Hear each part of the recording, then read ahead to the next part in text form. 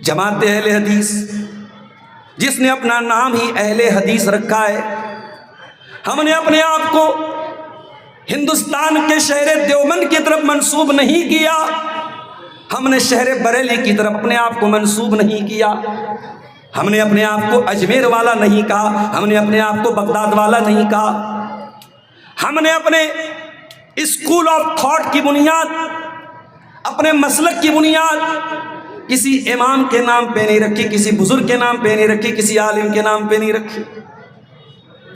دنیا والوں نے تو اپنے آپ کو حنفی بنا لیا، شافعی بنا لیا، مالکی بنا لیا، حنبلی بنا لیا، دیوبندی بنا لیا، بریلوی بنا لیا۔ ہم نے تو نام بھی رکھا، ہم نے پہچان بھی بنائی، ہم نے آئیڈینٹیٹی بھی بنائی، تو اہل حدیث بنائی کہ ہم کون ہیں؟ قرآن و حدیث والے ہیں، یا تو رب کے قرآن پر چلنے والے ہیں، یا جناب محمد رسول اللہ صلی اللہ علیہ وسلم کے فرمان پر چلنے والے ہیں۔ اور یہ بھی نوٹ کر لو میرے بھائیوں، آج اپنے آپ کو ایک آدمی حنفی کہتا ہے، اس سے پوچھو بھائی تم کس کی فقہ کو مانتے ہو؟ وہ کہے گا میں امام ابو حنیفہ کی فقہ کو مانتا ہوں۔ پھر اس سے پوچھو بھائی یہ بتا تیرا عقیدہ کیا ہے؟ وہ کہے گا میں عقیدے میں امام ابو الحسن اشعری کو مانتا ہوں، میں ماتوریدی کو مانتا ہوں، میں فلاں ہوں، میں فلاں ہوں۔ اور اب اہل حدیث سے پوچھو بھائی تیرا عقیدہ کیا ہے؟ اہل حدیث کا جواب یہی ملے گا، میرا عقیدہ تو وہی ہے جو رب کے قرآن نے سکھایا، جو نبی کی حدیثوں نے سکھایا، ہمارا تو عقیدہ بھی قرآن و حدیث والا ہے۔ یہ کتنا بڑا ظلم ہے اور کتنا بڑا انیائے ہے کہ کوئی یہ کہے کہ اہل حدیث نبی کو نہیں مانتا۔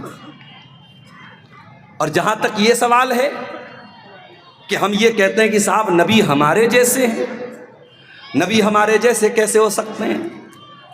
ہماری زبان سے سچ بھی نکلتا ہے، ہماری زبان سے جھوٹ بھی نکلتا ہے، ہماری بہت ساری باتیں صحیح بھی ہوتی ہیں اور بہت ساری باتیں غلط بھی ہوتی ہیں، لیکن اللہ کے آخری نبی کی شان کیا ہے؟ قرآن کا 27واں پارہ اٹھاؤ، اللہ فرماتا ہے وَالنَّجْمِ إِذَا هَوَى مَا ضَلَّ صَاحِبُكُمْ وَمَا غَوَى وَمَا يَنطِقُ عَنِ الْهَوَىٰ إِنْ هُوَ إِلَّا وَحْيٌ يُوحَىٰ۔ قسم ہے ستارے کی جب وہ ٹوٹ کے گر جائے، اے مکہ والو ہم نے جو نبی تم کو دیا ہے، جو نبی تمہارے بیچ میں آئے ہیں، نہ تو ان کے علم کے اندر کوئی خرابی ہے، نہ ان کے عمل کے اندر کوئی خرابی ہے، ان کا علم بھی معصوم، ان کا عمل بھی معصوم۔ وَمَا يَنطِقُ عَنِ الْهَوَىٰ، اور میرا نبی اپنی مرضی سے کچھ نہیں بولتا، میرے نبی کی زبان سے ان کی اچھا سے کچھ نہیں نکلتا ہے۔ ان ہوا الا وحی یوحیٰ، میرے نبی تو وہی بولتے ہیں جو اللہ ان کو آرڈر دیتا ہے۔ حضرت عبداللہ بن عمر کہتے ہیں میں اللہ کے رسول کی ہر حدیث کو، ہر بات کو میں لکھ لیتا تھا، مجھے لوگوں نے منع کر دیا، کہا مت لکھا کر۔ اللہ کے پیارے نبی صلی اللہ علیہ وسلم تو انسان ہیں، کبھی آپ غصے میں بھی ہوتے ہیں، ہو سکتا ہے کہ غصے کی حالت میں کوئی ایسی بات آپ بول دے جس کو لکھنا ٹھیک نہیں ہے۔ اے عبداللہ تو ہر بات کو مت لکھا کر۔ حضرت عبداللہ کہتے ہیں میں نے لکھنا بند کر دیا، ابو داؤد کی روایت ہے، میں نے لکھنا بند کر دیا، اور جب میں نے یہ بات جناب محمد رسول اللہ صلی اللہ علیہ وسلم کو بتائی، آپ نے فرمایا اکتب فوالذی نفس محمد بیدہ، اے عبداللہ میری ہر بات کو تو لکھا کر، اس اللہ کی قسم جس کے ہاتھ میں میری جان ہے۔ آپ نے اپنے منہ کی طرف اشارہ کر کے فرمایا ما یخرج منہ الا حق، اے عبداللہ میرے منہ سے وہی نکلتا ہے جو حق ہوتا ہے۔ ہم نبی کو اپنے جیسا کیسے مان سکتے ہیں؟ نبی کی زبان سے نکلنے والا ہر شبد سچا ہے، ہر لفظ برحق ہے، ہر شبد اللہ کی طرف سے حکم، اللہ کے حکم سے نکلتا ہے۔ میرے پیارے ساتھیوں نبی ہمارے جیسے کیسے ہو سکتے ہیں؟ ہاں ہم یہ کہتے ہیں نبی نور نہیں تھے، نبی فرشتے نہیں تھے، نبی انسان تھے۔ آپ بھی جیسے دنیا کے سارے انسان پیدا ہوتے ہیں، آپ بھی پیدا ہوئے، آپ کی ماں کا نام آمینہ تھا، آپ کے باپ کا نام عبداللہ تھا۔ پیدا ہوئے تو باپ انتقال کر چکے تھے، 6 سال کی عمر میں ماں کا انتقال ہو گیا، 8 سال کی عمر میں دادا کا انتقال ہو گیا، چچا نے پالا۔ آپ انسان تھے، بیمار بھی ہوتے تھے، تکلیف بھی آپ کو ہوتی تھی، آپ کے بدن پہ زخم بھی لگا، آپ کے دانت بھی توڑے گئے، آپ انسان تھے، آپ بشر تھے۔ ہاں یہ الگ بات ہے، اللہ نے آپ کو افضل البشر بنایا، اللہ نے آپ کو خیر البشر بنایا، اللہ نے آپ کو سارے نبیوں کا سردار بنایا۔ اس مسجد میں، مدرسے کی مسجد میں نماز ہوتی ہے۔ نماز کون پڑھاتا ہے؟ جس کو قرآن اچھا یاد ہو، جو حافظ ہو، جو عالم ہو۔ میرے پیارے بھائیوں، اپنے گاؤں کی مسجد کا امام ہم اس کو بناتے ہیں جس کو ہم نیک سمجھتے ہیں، اچھا سمجھتے ہیں۔ ارے ہم نے تو جس نبی کا کلمہ پڑھا ہے، وہ نبی صرف ہمارے امام نہیں ہے، وہ تو سارے نبیوں کے امام ہیں، سارے رسولوں کے امام بن کر کے وہ نبی دنیا میں آئے۔ بخاری کی روایت ہے، اللہ کے پیارے نبی فرماتے ہیں، جب میں معراج کے سفر سے واپس آیا، مجھ سے مکہ کے کافروں نے، جب میں نے ان کو معراج کے بارے میں بتایا تو مجھے عاجز کرنے کے لیے، مجھے تنگ کرنے کے لیے مکہ کے کافروں نے کہا، اے محمد صلی اللہ علیہ وسلم یہ بتائیے، اگر آپ بیت المقدس میں گئے ہیں تو ذرا بیت المقدس کے بارے میں ہمارے سوالوں کا جواب دے دیجیے۔ بھئی میں تتواری کے مدرسے میں پہلی بار آیا ہوں، میں آیا تقریر کروں گا چلا جاؤں گا۔ اب میرے جانے کے بعد کوئی پوچھے، عبدالغفار صاحب آپ تتواری مدرسے میں آئے تھے، یہ بتائیے اس کی مسجد میں کتنے کھمبے ہیں؟ تو بھائی میں کھمبا گننے تو نہیں آیا تھا۔ کوئی پوچھے مدرسے میں کتنے کمرے ہیں؟ بھائی میں کمرہ گننے نہیں آیا تھا، میں اپنے کام سے آیا تھا، کام کر کے چلا گیا۔ اللہ کے نبی بیت المقدس میں پہنچے، وہاں آپ نے نماز پڑھائی، سارے نبیوں کو آپ نے نماز پڑھائی۔ آپ نے بیت المقدس کی کھڑکیوں کو نہیں گنا، آپ نے اس کے کھمبوں کو نہیں گنا، آپ نے اس کی عمارت کو غور سے نہیں دیکھا۔ مکہ والوں نے پریشان کرنے کے لیے کہا، آپ گئے ہیں نا بیت المقدس، بتائیے کتنے دروازے ہیں، کتنی کھڑکیاں ہیں، کتنے روشن دان ہیں؟ سوال کرنا انہوں نے شروع کر دیا۔ بخاری کی روایت ہے، اللہ کے پیارے نبی فرماتے ہیں، فَقُرِبْتُ مَا لَمْ أُقْرَبْ مِثْلَهُ، مجھے اتنی تکلیف ہوئی کہ اتنی تکلیف مجھے کبھی نہیں ہوئی تھی، کیونکہ میرے اوپر جھوٹ کا الزام لگ رہا تھا، مجھے لوگ جھوٹا کہہ رہے تھے، میری بات کو لوگ مان نہیں رہے تھے۔ اللہ تبارک و تعالیٰ نے اپنے نبی کو جھوٹ کی تہمت سے بچانے کے لیے اور اپنے نبی کے سچ کو ثابت کرنے کے لیے اللہ نے دنیا کی پہلی LCD اسکرین لا کے رکھ دی۔ یہاں عورتوں میں LCD لگی ہوگی، شاید لگی ہے نا، اسکرین آج کیمرہ لگا ہے، عورتوں میں اسکرین لگی ہے اور اسٹیج کا سارا منظر عورتیں دیکھ رہی ہیں۔ 1400 سال پہلے نہ کیمرہ تھا، نہ LCD تھی، نہ اسکرین تھی، نہ یہ مشینیں تھیں۔ اللہ نے اپنے نبی کے سامنے بیت المقدس کا پورا سین لا کے رکھ دیا، اور اللہ کے پیارے نبی صلی اللہ علیہ وسلم جس طریقے سے، جس اینگل سے وہ سوال کرتے چلے جاتے تھے، وہ اینگل اللہ تعالیٰ بیت المقدس کا سامنے رکھ دیتا تھا اور اللہ کے نبی ان کے سوالوں کا جواب دیتے تھے۔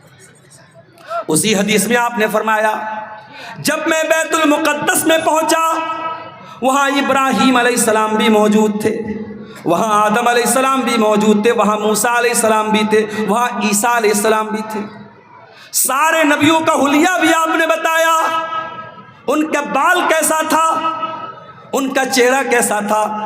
آپ نے فرمایا ابراہیم علیہ السلام کی شکل میرے جیسی تھی، آپ نے فرمایا عیسیٰ علیہ السلام کی شکل حضرت عروہ بن مسعود میں ملتی تھی۔ سب کا چہرہ بھی آپ نے بتایا، حلیہ بھی بتایا۔ اس کے بعد آپ نے فرمایا فحانت الصلاۃ، نماز کا ٹائم ہوا، ابراہیم بھی موجود ہے، آدم بھی موجود ہے، موسیٰ بھی موجود ہے، عیسیٰ بھی موجود ہے، لیکن امامت کرنے کے لیے، نماز پڑھانے کے لیے کوئی آگے نہیں بڑھا۔ سارے لوگوں نے مجھ کو امام بنایا، فَأَمَمْتُهُمْ، اور میں نے ان کی امامت کرائی، میں نے ان کو نماز پڑھائی۔ او لوگو، تم کہتے ہو کہ اہل حدیث نبی کو نہیں مانتا، ارے ہم تو نبی کو اپنا ہی نہیں سارے نبیوں کا امام مانتے ہیں، ہم سے بڑھ کے بھلا کون مانے گا؟ ہم نبی کو اللہ کی قسم اپنے جیسا نہیں مانتے، نہیں مان بھی نہیں سکتے۔ نماز کا ٹائم ہے، سب بندی ہو رہی ہے، اللہ کے پیارے نبی جب نماز کھڑی ہوتی تھی سب بندی کراتے تھے، سب کھڑی کرتے تھے، ایک ایک آدمی کو پکڑ پکڑ کے سیدھا کرتے تھے، پیر سے پیر ملواتے تھے، کندھا سے کندھا ملواتے تھے۔ جاؤ میرے بھائیوں، ہندوستان کی ساری مسجدوں کا جا کے سروے کر لو، اگر کسی مسجد میں سب سے زیادہ پیر سے پیر اور کندھے سے کندھا ملا کر کے سیدھی سب آپ کو ملے گی تو وہ اہل حدیث کی مسجد ملے گی۔ الحمدللہ نبی کی سنت پر عمل کرنے کا سوبھاگیہ بھی ہمیں پراپت ہے، اس پر عمل کرنے کا شرف بھی ہم کو حاصل ہے۔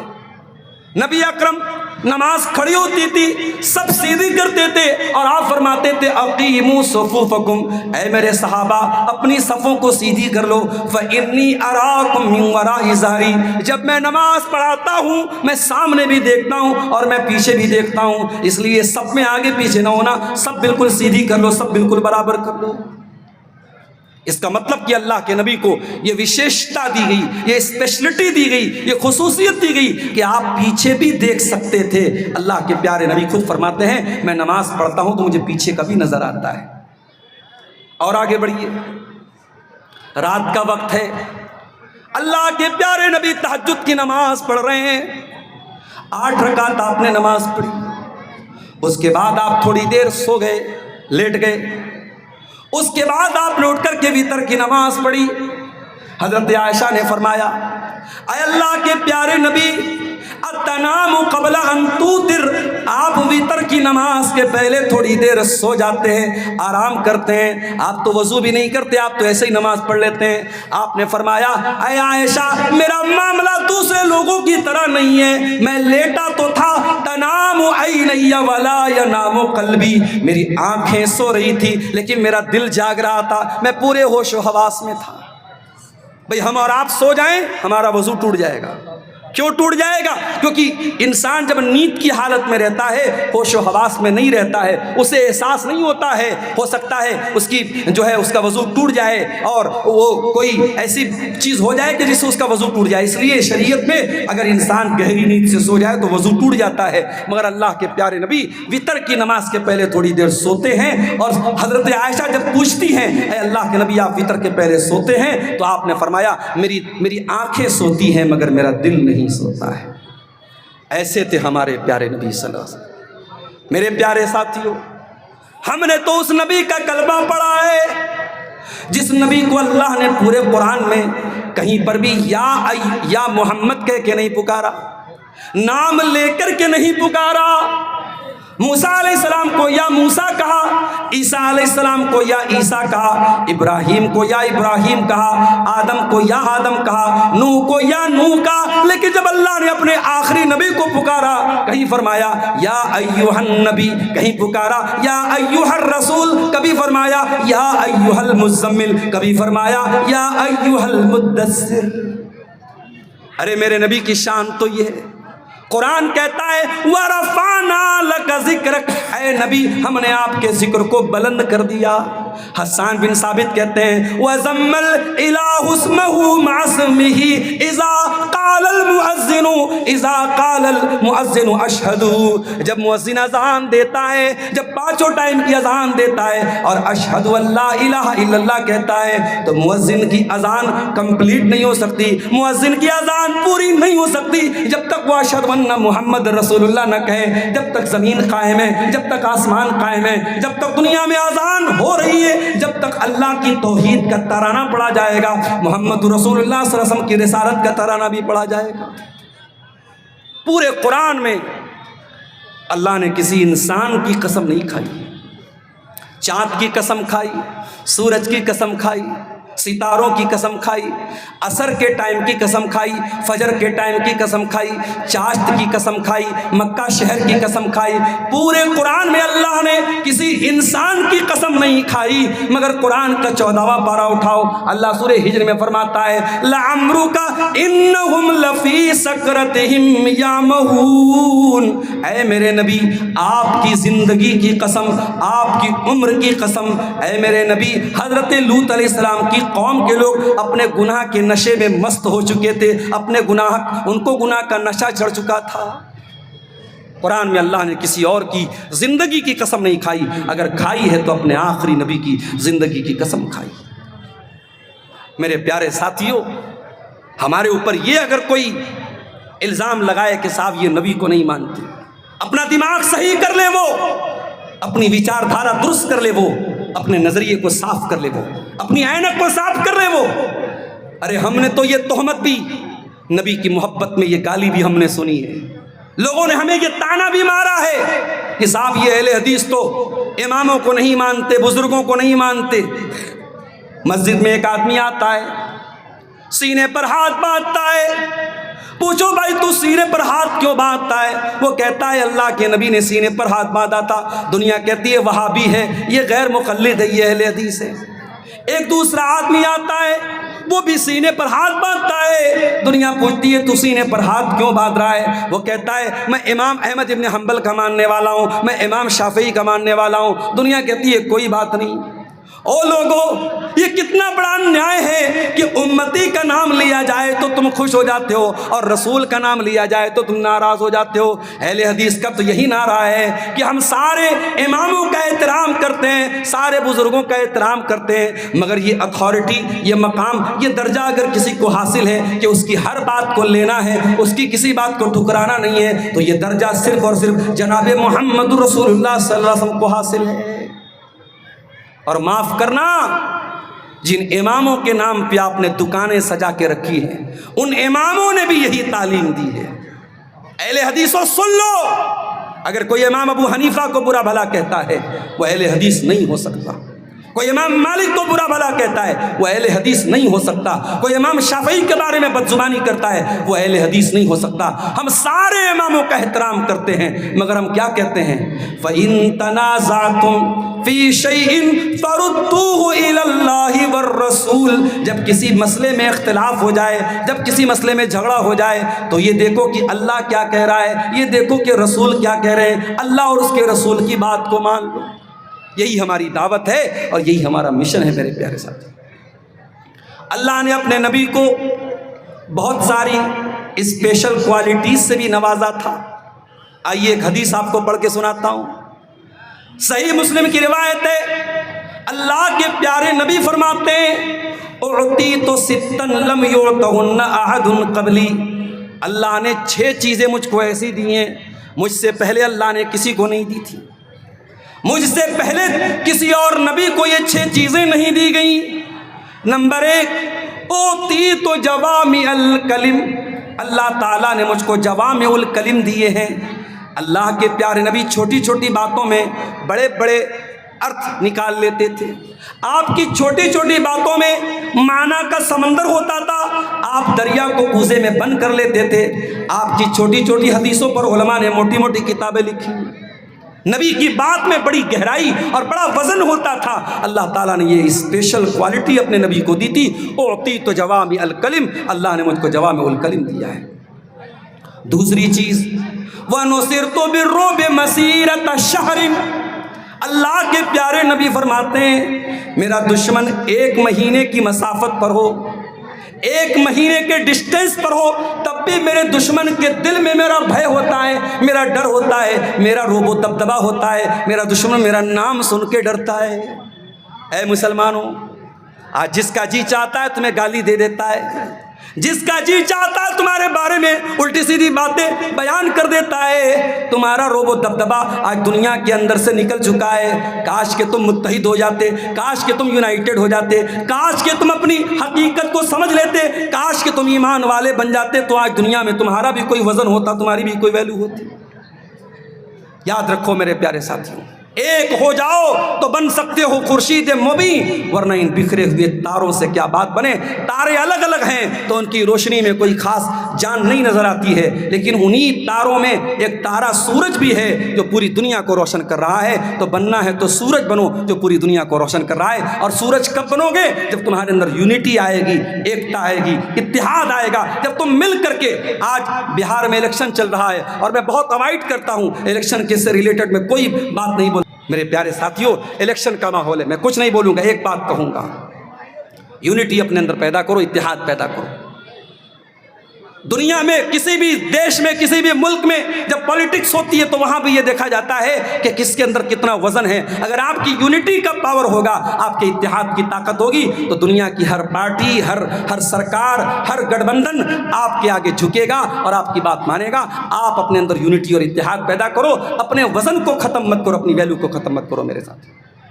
اللہ کے پیارے نبی فرماتے ہیں وَنُصِرْتُ بِالرُّعْبِ مَسِيرَةَ شَهْرٍ، میرا دشمن 1 مہینے کی دوری پر ہو تب بھی میرے دشمن کے دل میں اللہ تعالیٰ نے میرا رعب و دبدبہ ڈال دیا ہے۔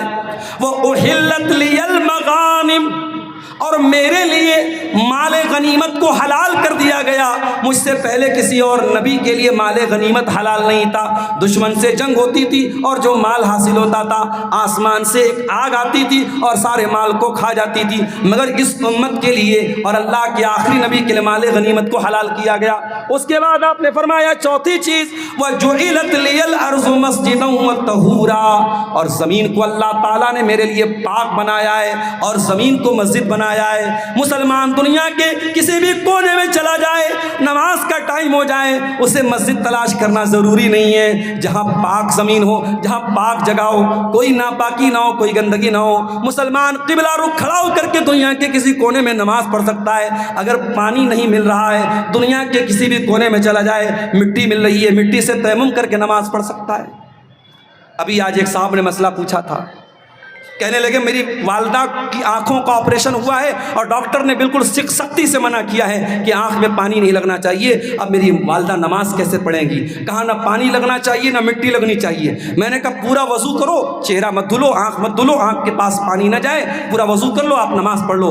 فاتقوا اللہ ما استطعتم، اللہ سے ڈرو جتنی تمہارے اندر طاقت ہے۔ آپ اگر آنکھوں کا آپریشن ہوا ہے اور آنکھوں میں پانی ڈالنے سے ڈاکٹر نے منع کیا ہے، آپ چہرہ نہیں دھوئیں گے تب بھی آپ کا وضو ہو جائے گا، اللہ تعالیٰ اتنے ہی کی پکڑ کرے گا جتنی آپ کی طاقت ہے میرے ساتھ۔ تو نبی نے فرمایا میرے لیے مال غنیمت کو حلال کیا گیا ہے، اور آپ نے فرمایا مجھ سے پہلے جتنے نبی آئے کسی خاص قوم کے لیے آئے، کسی خاص بستی کے لیے آئے، وہ ارسلت الی الخلق کافہ، لیکن میں ساری انسانیت کے لیے نبی بنا کر کے بھیجا گیا۔ وختم بی النبیون، اور نبوت کی مہر میرے اوپر لگا دی گئی، میں آخری نبی بن کر کے دنیا میں آیا، میں خاتم النبیین بن کر کے دنیا میں آیا، میرے بعد کوئی نبی آنے والا نہیں ہے۔ یہ عقیدہ ہے ہمارا اللہ کے پیارے نبی کے بارے میں۔ اب اگر کوئی آپ سے کہے کہ اہل حدیث نبی کو نہیں مانتا تو اسے یہ تقریر سنا دینا کہ ہمارا عقیدہ اللہ کے رسول کے بارے میں یہ ہے، لیکن ہاں ہم نبی کو نبی مانتے ہیں، نبی کو رب نہیں مانتے۔ عیسائی حضرت عیسیٰ علیہ السلام کو سن آف گاڈ مانتے ہیں، اللہ کا بیٹا مانتے ہیں، تو کیا وہ حضرت عیسیٰ کا احترام کر رہے ہیں؟ نہیں، ہم کہتے ہیں یہ حضرت عیسیٰ کا احترام نہیں ہے، ان کی انسلٹ ہے، ان کا اپمان ہے، ان کی توہین ہے۔ عیسیٰ اللہ کے بندے ہیں، اللہ نے بغیر باپ کے پیدا کیا ان کو اپنی قدرت سے، لیکن وہ عیسیٰ اللہ کے بندے ہیں، اللہ کے رسول ہیں، اللہ کے بیٹے نہیں ہو سکتے۔ ان کو اللہ کا بیٹا کہنا اللہ کو گالی دینا ہے، اللہ کا اپمان ہے، عیسیٰ علیہ السلام کا اپمان ہے۔ اسی طریقے سے آج جو لوگ ہمارے نبی کے بارے میں الٹی سیدھی باتیں کرتے ہیں، کوئی کہتا ہے کہ کعبہ بھی جھک رہا ہے محمد کے شہر میں، کوئی قوالی گا رہا ہے، کہہ رہا ہے کہ کعبہ بھی اللہ کے نبی کے شہر میں آ کے جھک رہا ہے۔ کیا یہ کعبہ کی توہین نہیں ہے؟ کیا یہ اللہ کے گھر کی توہین نہیں ہے؟ کوئی کہہ رہا ہے وہی جو مستوی عرش تا خدا ہو کر اتر پڑا مدینے میں مصطفیٰ ہو کر، کوئی اللہ کے نبی کو اللہ کے مقام تک پہنچا رہا ہے۔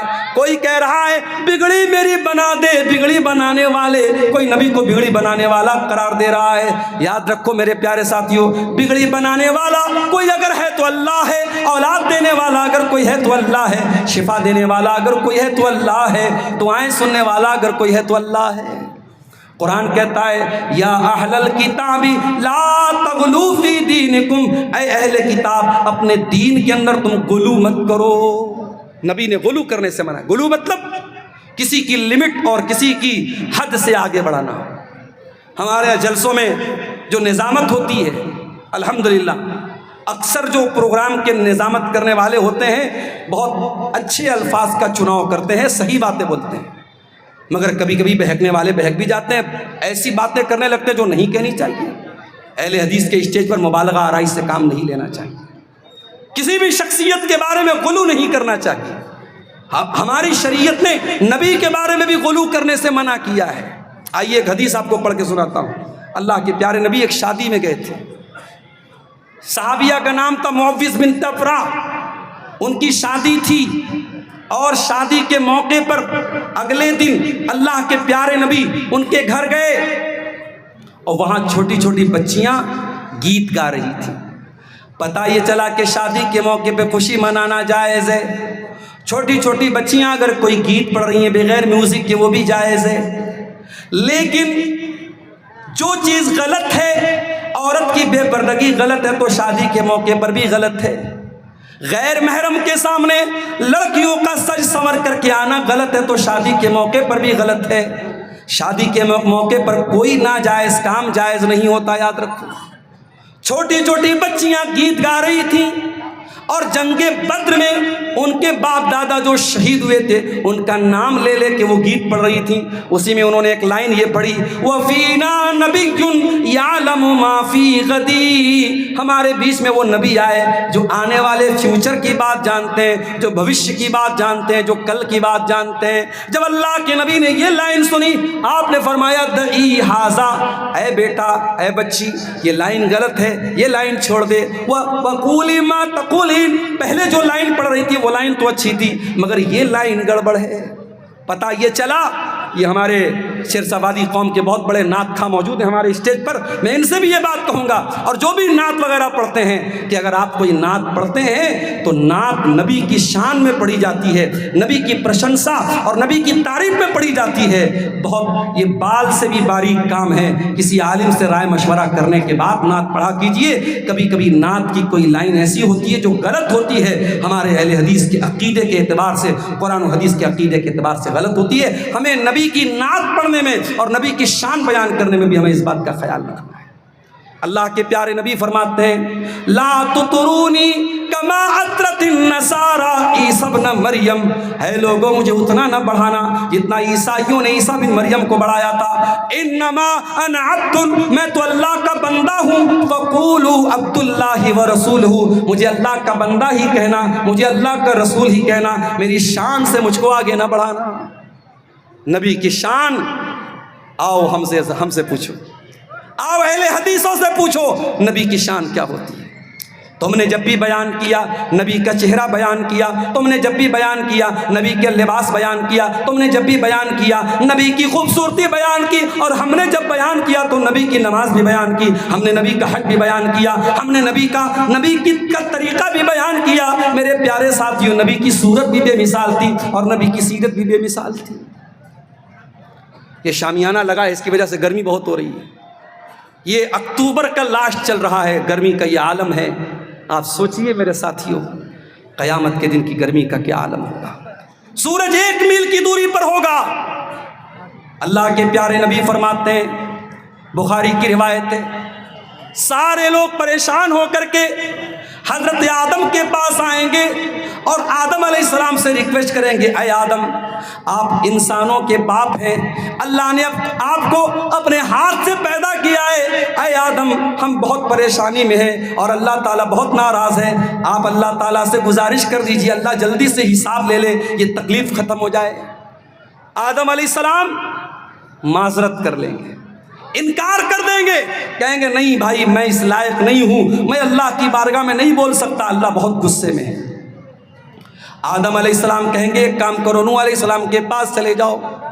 لوگ حضرت نوح کے پاس آئیں گے، ان سے ریکویسٹ کریں گے، اے نوح گرمی بہت زیادہ ہے، سورج 1 میل کی دوری پر ہے اور ہم بہت پریشان ہیں. اے نوح علیہ السلام آپ اللہ سے گزارش کر دیجئے اللہ جلدی سے حساب لے لے. حضرت نوح بھی انکار کر دیں گے. لوگ ابراہیم کے پاس آئیں گے، وہ بھی انکار کر دیں گے. لوگ موسیٰ علیہ السلام کے پاس آئیں گے، وہ بھی انکار کر دیں گے. لوگ عیسیٰ علیہ السلام کے پاس آئیں گے، وہ بھی انکار کر دیں گے. آخر میں لوگ آئیں گے آمنہ کے لال، عبد المطلب کے دلارے، تاجدار مدینہ احمد مجتبیٰ محمد مصطفیٰ صلی اللہ علیہ وسلم کے پاس، اور آ کر کے آپ سے کہیں گے، اے اللہ کے آخری نبی آپ خاتم النبیین ہیں، آپ اللہ کے آخری نبی ہیں، ہم بہت پریشانی میں ہیں، اے اللہ کے نبی آپ ہی کچھ کیجئے اور اللہ سے آپ گزارش کیجئے اللہ جلدی سے حساب لے. اے ٹٹواری اور آس پاس کے آئے ہوئے میرے بھائیوں، آج اللہ کے نبی کو دنیا سے گئے ہوئے 1400 سال سے زیادہ ہو چکے ہیں. آج اپنے نبی سے بہت پیار کرتے ہیں، لیکن غور کرو وہ نبی ہم ہم سے کتنا پیار کرتے ہیں، قیامت کے دن جب سارے نبی انکار کر دیں گے اور کوئی سفارش کرنے کے لیے تیار نہیں ہوگا، اللہ کے نبی فرماتے ہیں میں تیار ہو جاؤں گا، فَأَنْطَلِقُ فَآتِي تَحْتَ الْعَرْشِ، میں چل کر کے اللہ کے عرش کے نیچے آؤں گا اور میں سجدے میں گر جاؤں گا اور اللہ کی بارگاہ میں سجدہ کروں گا، اور جب میں سجدہ کروں گا اللہ تعالیٰ میرے دل میں اپنی تعریف اور حمد و ثنا کی ایسی باتیں ڈالے گا جو اللہ نے کسی اور کے دل میں نہیں ڈالی ہے، میں اللہ کی ایسی پرشنسا کروں گا، ایسی تعریف کروں گا، اللہ کی طرف سے آواز آئے گی یا محمد ارفع راسک سل توتا اشفع تشفع، اے محمد صلی اللہ علیہ وسلم سر اٹھائیے، مانگیے آپ کو دیا جائے گا، آپ سفارش کیجئے آپ کی سفارش قبول کی جائے گی۔ اللہ اکبر۔ اللہ کے نبی فرماتے ہیں کہ جب میں سفارش کروں گا تو سب سے پہلے میری امت کے وہ لوگ جنت میں جائیں گے جن کا حساب و کتاب نہیں ہوگا، اور وہ کون لوگ ہوں گے؟ وہ تعویذ گنڈا سے بچنے والے لوگ ہوں گے، اللہ کی ذات پہ سچا بھروسہ کرنے والے لوگ ہوں گے، وہ سب سے پہلے جنت میں جائیں گے، اور جنت میں ان کے لیے اسپیشل گیٹ ہوگا جو جنت کے رائٹ سائڈ میں ہوگا، جس کا نام الباب الیمن ہوگا، وہ جنت کے اس گیٹ سے اندر داخل ہوں۔ میرے پیارے ساتھیوں، آپ الزام لگائیں کہ اہل حدیث نبی کو نہیں مانتا، اس سے بڑا جھوٹ دنیا کا کوئی نہیں ہو سکتا۔ ارے ہم تو وہ ہیں کہ ہم نے تو یہ نعرہ لگایا ہے کہ اصل دین آمد کلام اللہ معظم داشتن، کہ دین اصل یہ ہے کہ رب کے کلام پر عمل کیا جائے اور مصطفیٰ کے فرمان پر عمل کیا جائے۔ میرے پیارے ساتھیوں، کبھی رات میں بستر پہ سونے جاتے ہو تو بیوی بچوں کا خیال آتا ہے، فیملی کا خیال آتا ہے، پریوار کا خیال آتا ہے۔ کبھی غور کرو، جس نبی کا کلمہ ہم پڑھتے ہیں اس نبی کو رات میں بھی ہمارا خیال آتا تھا۔ صحیح مسلم کی روایت ہے، اللہ کے پیارے نبی رات میں قرآن پڑھ رہے ہیں، اور قرآن پڑھتے ہوئے آپ نے ابراہیم علیہ السلام کی دعا پڑھی۔ ابراہیم اللہ سے دعا کرتے ہیں رب انہن اضللن کثیرا من الناس فمن تبعنی فانہ منی ومن عصانی فانک غفور رحیم۔ ابراہیم علیہ السلام دعا کر رہے ہیں، اے اللہ جو میری پیروی کرے گا وہ میرا امتی ہے، اور جو میری نافرمانی کرے گا تو غفور الرحیم ہے، تو معاف کر دینا۔ اس کے بعد اللہ کے پیارے نبی عیسیٰ علیہ السلام کی ایک دعا پڑھتے ہیں۔ عیسیٰ علیہ السلام اللہ سے دعا کرتے ہیں، کیا کہتے ہیں؟ کہتے ہیں فمن تبعنی فإنہ منی ومن عصانی ان تعذبہم فإنہم عبادک وان تغفر لہم فإنک انت العزیز الحکیم۔ اے اللہ اگر تو ان کو عذاب دے تو یہ تیرے بندے ہیں، اور اگر تو معاف کر دے تو طاقت والا ہے، تو حکمت والا ہے، تو جیسا مناسب سمجھے گا ویسا تو کر لینا۔ نبی نے دیکھا کہ دو نبیوں نے اپنی اپنی امت کے لیے دعا مانگ لی، اب اللہ کے نبی کو اپنی گنہگار امت کا خیال آیا، ہمارا اور آپ کا خیال آیا، ہم گنہگاروں کا خیال آیا۔ رات کا سناٹا تھا، وہ نبی رات کے سناٹے میں آنسو بہا کے اللہ کے سامنے رونے لگتے، وہ نبی رو رہے ہیں، اے اللہ میری امت کا کیا ہوگا؟ اللہ نے فرشتے کو بھیجا، جبریل علیہ السلام کو بھیجا، جاؤ پوچھو میرے نبی سے کیوں رو رہے ہو۔ فرشتہ آ کر کے پوچھتا ہے کیا بات ہے، کیوں رو رہے ہیں؟ اللہ کے پیارے نبی فرماتے ہیں کہ میں اپنی امت کے لیے رو رہا ہوں۔ اللہ کے پیارے نبی کہتے ہیں میں اپنی امت کے لیے آنسو بہا رہا ہوں۔ اللہ کی طرف سے جواب آتا ہے اِنَّا سَنُرْضِيكَ فِي أُمَّتِكَ وَلَا نَسُوءُكَ، اے میرے نبی ہم آپ کی امت کے بارے میں آپ کو خوش کر دیں گے، آپ کو پریشان ہونے کی حاجت نہیں ہے۔ کوئی اعلان کرنا ہے؟ میرے بھائیوں، وہ نبی رات کے سناٹے میں ہمارے لیے آنسو بہاتے تھے۔ شاعر کہتا ہے سلام اس پر جو امت کے لیے راتوں کو روتا تھا، سلام اس پر جو فرش خاک پر جاڑے میں سوتا تھا، سلام اس پر کہ جس کے گھر میں چاندی تھی نہ سونا تھا، سلام اس پر کہ ٹوٹا بوریا جس کا بچھونا تھا۔ آج اس نبی کے نام پہ کوئی بینر نکال کے چل رہا ہے، کوئی نعرے لگا رہا ہے، کوئی جلوس نکال رہا ہے، کوئی ڈی جے بجا رہا ہے، کوئی ناچ رہا ہے، کوئی گا رہا ہے۔ ایک سال کلیا چک میں میرا پروگرام تھا، 12 ربیع الاول کی تاریخ تھی، مجھے کٹیہار سے کلیا چک جانا تھا بائی روڈ، میں کار سے جا رہا تھا، پوری سڑک جام تھی، اور جام کرنے والے کون تھے؟ مصطفیٰ کے چاہنے والے، نبی کے چاہنے والے۔ میں نے دیکھا لوگ بڑے بڑے ڈی جے بجا کر کے جھنڈے لہرا لہرا کے نبی کی شان بیان کر رہے ہیں، جوان جوان لڑکیاں بھی ساتھ میں چل رہی ہیں۔ یہ کیسی محبت ہے میرے بھائیوں؟ یہ محبت صحابہ نے تو نہیں جتائی، یہ محبت اس امت کے سب سے بہترین لوگوں نے تو نہیں جتائی۔ یاد رکھو میرے بھائیوں، اسی لیے اہل حدیث بدعت کا سب سے بڑا دشمن ہے۔ جو نبی سے محبت کرے گا وہ بدعت سے کبھی دوستی نہیں کر سکتا، وہ بدعت کا دشمن رہے گا۔ اسی لیے ہم اپنے ہر خطبے میں کیا کہتے ہیں؟ وَشَرَّ الْأُمُورِ مُحْدَثَاتُهَا وَكُلُّ مُحْدَثَةٍ بِدْعَةٌ وَكُلُّ بِدْعَةٍ ضَلَالَةٌ وَكُلُّ ضَلَالَةٍ فِي النَّارِ۔ دین میں جو نیا نکالا گیا کام ہے وہ بدعت ہے، اور بدعت گمراہی، اور گمراہی جہنم میں لے کے جاتی ہے۔ ہمارا سمپل سا پرشن ہے، سوال ہے کہ بھائی ٹھیک ہے 11 یہ منا رہے ہو، اچھا کام ہے، نبی نے کیوں نہیں منائی، صحابہ نے کیوں نہیں منائی؟ عید میلاد النبی منا رہے ہو، بہت اچھا کام ہے، چلو مان لیتے ہیں، نبی کے صحابہ نے کیوں نہیں منایا؟ کیا ان سے بڑھ کے تم نبی کے چاہنے والے بن گئے؟ اور یاد رکھو میرے بھائی، دنیا میں نبی کا نام لے کے کوئی انگوٹھا چوم لے، کوئی اپنے بائک پر الصلاۃ والسلام علیکہ یا رسول اللہ کا جھنڈا لگا لے، کوئی اپنے مکان پر کوئی بڑا سا جھنڈا لگا لے، اس سے نبی کی محبت ثابت نہیں ہوتی ہے۔ نبی کی محبت ثابت ہوتی ہے نبی کی سنت پر عمل کرنے سے، نبی کی پیروی کرنے سے۔ اب بدعتی کا انجام کیا ہوگا؟ آئیے بہت پیاری حدیث آپ کو سنانے جا رہا ہوں، میری مائیں بہنیں غور سے سنیں۔ اچھا، تتواری مدرسے میں لڑکیوں کا بھی انتظام ہے؟ لڑکیاں بھی پڑھتی ہیں؟ نہیں، لڑکوں کا ہے۔ آج ہماری مائیں بہنیں جو سن رہی ہیں جلسے میں آئی ہیں، ضرور آئی ہوں گی۔ میں جو حدیث سنانے جا رہا ہوں بہت غور سے سنیے گا، ماؤں بہنوں کی توجہ چاہتا ہوں۔ اور اب میرا وقت تقریباً ختم ہونے والا ہے، زیادہ آپ کے سامنے بولنا نہیں ہے۔ اللہ کے نبی کی بہت ہی محبوب بیوی اور ہم سب کی پیاری ماں حضرت ام سلمہ کہتی ہیں، بڑے غور سے سنیے گا، مسند احمد کی صحیح روایت ہے۔ ام سلمہ کہتی ہیں کہ اللہ کے نبی کے حوض کوثر کے بارے میں سب کو حدیثیں پتہ تھی، مجھ کو ڈائریکٹ کوئی حدیث سننے کا موقع نہیں ملا تھا۔ مجھے بڑا افسوس ہوتا تھا کہ میں ابھی تک حوض کوثر کے بارے میں اللہ کے رسول سے میں نے کوئی حدیث نہیں سنی ہے۔ پتہ یہ چلا کہ نبی کے دور کی عورتیں اتنی سمجھدار ہوتی تھیں، ایک ایک چیز پر ان کی نظر ہوتی تھی، اور نبی سے کوئی بات اگر وہ نہیں سنتی تھی تو ملال ہوتا تھا، افسوس ہوتا تھا۔ آج آپ کے سیمانچل میں بہت ساری اہل حدیث مسجدیں جہاں جمعہ کا خطبہ ہوتا ہے، جمعہ کی نماز ہوتی ہے، مگر لیڈیز کا انتظام نہیں ہے۔ معاف کیجئے گا، یہ بہت بڑی کمی ہے، اور اس کمی کو دور کیجئے۔ ہر وہ مسجد جہاں جمعہ کا خطبہ ہو رہا ہے وہاں لیڈیز کا مکمل انتظام ہونا چاہیے، جہاں لیڈیز آئیں پردے کے ساتھ، نماز پڑھیں، جمعہ کا خطبہ سنیں اور اپنے گھر چلی جائیں۔ مجھے یاد ہے جھارکھنڈ میں ایک علاقے میں گیا اور وہاں بہت بڑی مسجد تھی، اور میں نے جب ان لوگوں سے ریکویسٹ کی کہ اتنی بڑی مسجد آپ نے بنائی ہے، خواتین کا انتظام بھی کیجئے۔ اگلے سال جب میں وہاں گیا تو اسی مسجد میں انہوں نے پارٹیشن کر کے لیڈیز کا بھی انتظام کیا۔